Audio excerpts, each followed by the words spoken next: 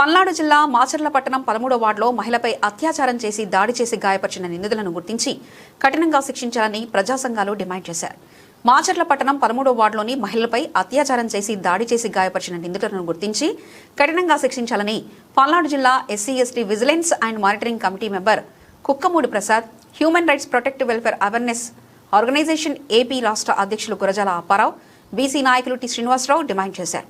ఈ సందర్భంగా వారు మాట్లాడుతూ 2/4/2026 మధ్యాహ్న సమయంలో గుర్తు తెలియని దుండగులు దౌర్జన్యంగా మహిళ ఇంటిలోకి ప్రవేశించి ఆమెను చేతులు కాలు కట్టేసి బలవంతంగా అత్యాచారం చేసి దాడి చేసి గాయపరిచిన హత్య చేయడానికి గుర్తు తెలియని దుండగులు ప్రయత్నించడం జరిగిందని, ఈ సంఘటన జరిగి నేటికి 4 రోజులు గడుస్తున్నా పోలీసులు దుండగులను గుర్తించకపోవడం బాధాకరమని, ఈ సంఘటన వల్ల మాచర్ల పట్టణంలోని మహిళలు ప్రజలు భయపడుతూ ప్రాణాలను గుప్పెట్లో పెట్టుకుని దినదినగండంగా బ్రతుకుతున్నారని, ఎప్పుడు ఏం జరుగుతుందో అర్థం కావడం లేదని, ఈ విషయంపై ఉన్నత స్థాయి అధికారుల నిందితుల్ని గుర్తించడానికి ప్రత్యేక బలగాలను ఏర్పాటు చేయించాలని అన్నారు. ఈ సంఘటన చాలా బాధాకరమని ప్రజా సంఘాలు తీవ్రంగా ఖండిస్తున్నాయన్నారు. ఈ సంఘటనపై పోలీసు వారు ప్రత్యేక నిఘా పెట్టాలని, దుండగులను గుర్తించి వెంటనే అరెస్ట్ చేసి కఠినంగా శిక్షించాలని, ఇలాంటి సంఘటనలు పునరావృతం కాకుండా చూడాలని కోరారు. అనంతరం ఈ సంఘటనలపై సోమవారం మాచర్ల తహసీల్దార్ కార్యాలయం నందు జరిగిన ప్రజా సమస్యల పరిష్కార వేదిక కార్యక్రమంలో డిప్యూటీ తహసీల్దార్ వారికి బానికి వినతి పత్రాన్ని అందజేశారు. దీనిపై ఆమె స్పందించి ఇచ్చిన వినతి పత్రాన్ని ఉన్నతాధికారులకు పంపిస్తానని తెలిపారు. అందరికీ నమస్కారం అండి. నా పేరు కుమ్మడి ప్రసాద్, పల్నాడు జిల్లా SC ST vigilance and monitoring committee మెంబర్ని మరియు దళిత భోజన సంక్షేమ సేవా సంఘం రాష్ట్ర అధ్యక్షుడు. ఇటీవల పల్నాడు జిల్లా మాచర్ల పట్టణంలో ఏప్రిల్ నెల 2వ తారీఖు 2026 సంవత్సరం గత 4 రోజుల క్రితం మాచర్ల పట్టణంలో 13వ వార్డులో ఒక మహిళపై దౌర్జన్యంగా చేతులు కాళ్ళు కట్టేసి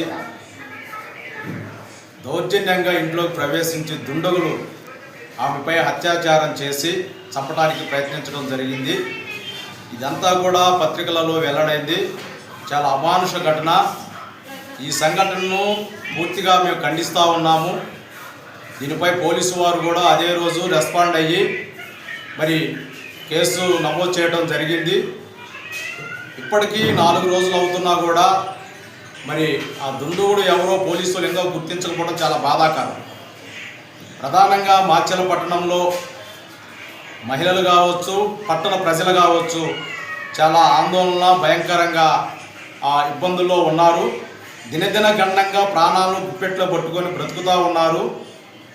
పోలీసు సిబ్బంది ఈ విషయంలో పూర్తి స్థాయిలో జోక్యం చేసుకొని ప్రత్యేక బలగాలను నిఘా ఏర్పాటు చేసి బృందాలుగా ఏర్పడి ఆ నిందితుడు ఎవరో ఇమ్మీడియట్లుగా గుర్తించాలని, గుర్తించిన వెంటనే అతను అరెస్ట్ చేసి కఠినంగా శిక్షించాలని చెప్పేసి ఈ సందర్భంగా మేము డిమాండ్ చేస్తూ ఉన్నాము. మరి ఈరోజు మాచర్ల జై భీమ్, జై భారత్. భారతదేశం నా మాతృభూమి, భారతీయులంతా నా సహోదరులు. ఈ రోజున ముఖ్యంగా పీజీఆర్ఎస్లో మాచర్ల పట్టణంలో 13వ వార్డుకి సంబంధించిన ఒక ప్రభుత్వ ఉద్యోగి అయినటువంటి మహిళ పైన ఎంతో కిరాతకంగా ఒక దుండగుడు తనతో పాటు ఎవరినో తీసుకొచ్చుకొని ఆ మహిళ పైన అమానుషంగా ప్రవర్తించి తనని హింసకి గురి చేసి చంపడానికి కూడా ప్రయత్నం చేసినటువంటి నేరస్తుల్ని కఠినంగా శిక్షించాలని చెప్పి ఈరోజు పీజీఆర్ఎస్లో అర్జీ ఇవ్వడం జరిగింది.